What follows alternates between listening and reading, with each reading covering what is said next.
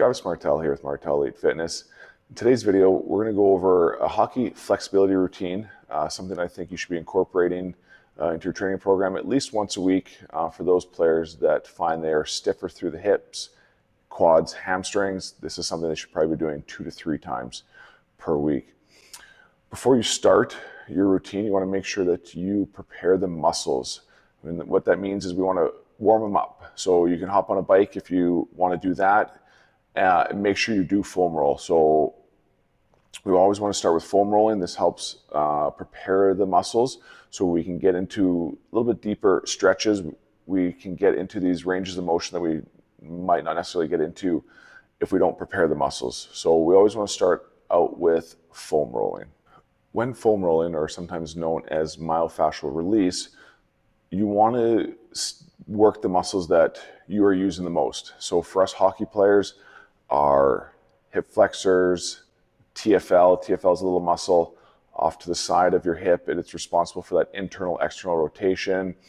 You want to spend a lot of time on your quads, into your adductors, hamstrings, calves, down into the ankle. You want to get the Achilles some work. As we foam roll, what's happening is more blood is being transported to those areas, so those muscles are warming up just by running the foam roller over them. And once again, make sure you're hitting those muscles that you're using a lot when you're playing. So it's quads, hip flexors, adductors, that's your entire groin area, all the way down to the inside of your knee, hamstrings, glutes, calves, down into your Achilles.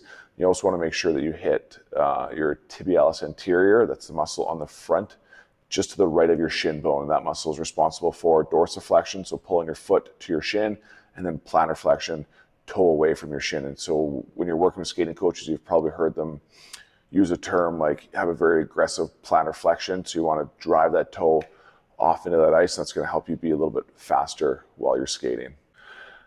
After we've prepared the muscles with the foam roller, now we want to get into our static stretching. So the first stretch we're going to do here is called our rear foot elevated rec fem, meaning your rectus femoris, your major quad muscle that runs right down the middle of your leg. This stretch is also referred to as the couch stretch. I think this is extremely important for hockey players to perform. You want to set your back foot up onto something. So here I'm using a plow box. You can use like your couch. Like I said, it is called the couch stretch. And so what you want to do is you want to put your foot on the top of the couch where your head would go. Your knee would actually go where your butt would go on the couch, and then your other foot would go on the floor. This is a nice, comfortable position. You can hold this 2 to 3 minutes while you're watching TV right now, while you're watching the NHL playoffs. And this will help just create good length to your hip flexors. The next stretch here is called the banded hip flexor stretch. So what the band is doing, it's slightly pulling back on your hip. So we're trying to get a little bit more range in the hip socket itself. So if you think of my one hand as the hip, and this is my thigh bone going in, so I got my femur and the femoral head here. A lot of times that front of that hip sits really, really tight in the socket. And so by having the band pull it back, we're just creating a little bit more space in there so that hip joint can function a little bit better. So you will find that your hip just has better range while you're on the ice. Once we've done some static stretching to the hip flexor, we want to get the hip flexor going through some different ranges now. So we're going to start with our 3-way hip opener. So we're going to start straight ahead, back and forth, about 5 to 10 reps per side. Then we're going to do the same leg on a 45-degree angle. And then we're going to end up finishing off right out to the side. So kind of at that 90-degree. And so we're just trying to get the hips functioning a little bit better. We want to apply some movement to the joint now. Then we want to get into our ankles. Our ankles get really stiff by constantly being in our skates. The band around the ankle is doing the same kind of thing as around our hip. We're just trying to create a little bit more room in the joints. And so by having that band underneath the ankle bones, as we go through that range, we're able to get a little bit deeper into that dorsiflexed position. This one, perform about 10 to 12 reps per side, 2 to 3 sets. The big thing though is that band is underneath your inside and outside ankle bone. I'm a big fan stretching with the band. Like I said, it creates more range in the hip or whatever joint you're doing it on. So with this stretch here, we have a hamstring stretch, so that band is up around our hip nice and high again. We're gonna hinge forward, and then we're gonna try and straighten our leg.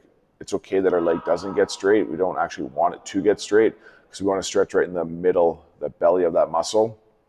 And the next one here is an alternating pigeon stretch. We're back into the glutes with this one. So we want to rock back through our calves. We've hit our ankles. We want our ankles to move a little bit. We want those calves to move a little bit through our Achilles. And then we're going to get down into that pigeon stretch. We're going to reach across so we get deeper into that piriformis muscle. It's a deep glute muscle responsible for external rotation.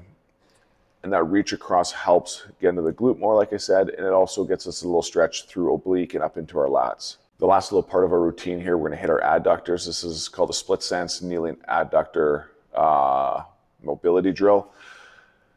And we want to make sure the hip stays stacked over top of our knee. Our opposite leg is straight all the way out. We wanna have our knee slightly or in a straight line with the inside of our foot, so kind of the arch of our foot. Doesn't have to be exact. We do want a slight straight line there. Keeping our hips nice and high. We want to rock our hips back, feeling a stretch through those adductors, and then pull back out of that stretch. Once again, going nice and easy with this one. Get into about like a 4 out of 10 stretch, and then pulling right back out of it. Make sure we do both sides. This one's about 8 to 12 per side. Once again, those adductors get a lot of work while we're skating, so we want to make sure that they are nice and healthy. From the side here, you can really see that I don't want my hips to drop down to the floor. I want to try to keep them elevated, and I want to think about pushing them back to the wall behind me.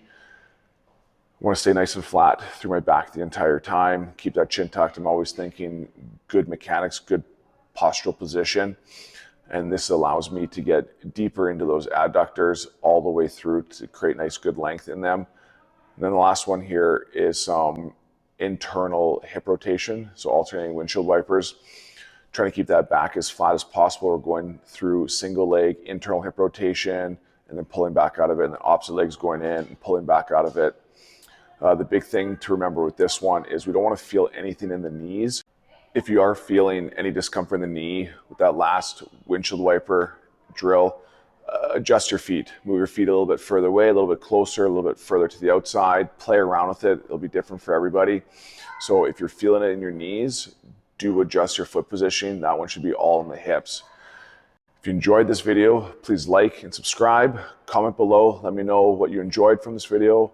And also let me know if there's anything else you'd like to help you become a better hockey player on the ice.